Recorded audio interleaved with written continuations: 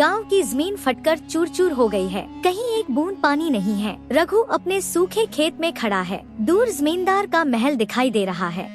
रघु आकाश की ओर देखते हुए निराश स्वर में, हे महादेव, और कितनी परीक्षा लोगे? मेरी सोना उगाने वाली जमीन आज श्मशान बन गई है। गजराज सिंह, जो कि ग्राम प्रधान है, कर्कश आवाज में कहता है। अरे रघु, बहुत भगवान का नाम ले रहा है तू, लेकिन क्या भगवान आकर लगान का पैसा दे जाएंगे? रघु हाथ जोड़कर घुटनों के बल बैठ जाता है। हुजूर रहम कीजिए, बस 7 दिन और दे दीजिए। मैं वादा करता हूँ, जैसे भी हो पैसे का इंतजाम कर दूंगा। गजराज सिंह निर्दयी हंसी हंसते हुए, 7 दिन? असंभव, कल पूर्णिमा है। अगर कल सूरज डूबने से पहले मुझे 5000 स्वर्ण मुद्राएं नहीं दी तो तेरी ये जमीन में ले लूंगा और तू व तेरी बेटी मेरे अस्तबल में गुलाम बनकर रहोगे। गजराज सिंह चला जाता है। रघु पत्थर की मूर्ति की तरह खड़ा रह जाता है। रात का समय, रघु का टूटा फूटा झोंपड़ा। लक्ष्मी एक दीपक के सामने बैठी है।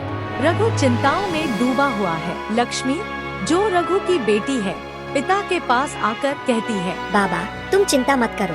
मंदिर के पुरोहित दादू ने आज मुझे एक गुप्त बात बताई है। हमारे गांव के उत्तर में जो काल भैरव पर्वत, जानते हो? लक्ष्मी की बात सुनकर रघु चौंक गई।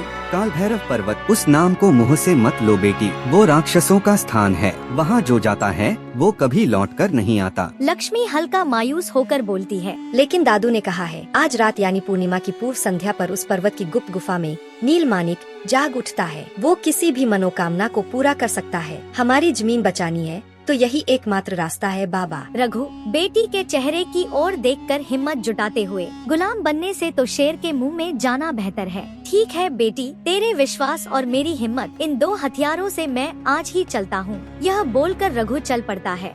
रघु मशाल हाथ में पहाड़ पर चढ़ रहा है। पहाड़ की चोटी पर विशाल गुफा का मुंह, जो देखने में खुला मुंह वाला राक्षस जैसा लगता है। रघु मन ही मन, जय बजरंग बली, मुझे शक्ति दो। रघु गुफा के अंदर प्रवेश करता है। अचानक पैर के नीचे पत्थर धंस जाता है। दीवार से विषैले तीर छूटते हैं। रघु तुरंत जमीन पर लेट जाता है। उफ, बस थोड़ा ही बचा था। ये गुफा तो मौत के फंदों से भरी पड़ी है। यह बोलकर ही रघु सामने की ओर आगे बढ़ता है।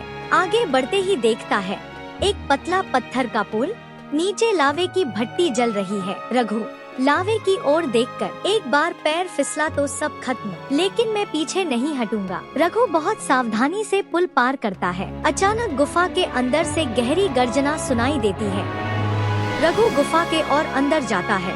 गुफा के अंतिम सिरे पर एक वेदी के ऊपर नीला रंग का पत्थर चमक रहा है। रघु उसे लेने ही जाता है कि जमीन फट जाती है और एक विशाल पत्थर का दानव प्रकट हो जाता है। दानव गुमगुम की आवाज करते हुए रघु की ओर बढ़ता है। दानव बहुत गुस्से के साथ कहता है, हे जा नगण्य मनुष्य, मेरी आज्ञा के बिना इस मानिक को छूने की हिम्मत किसने दी तुझे?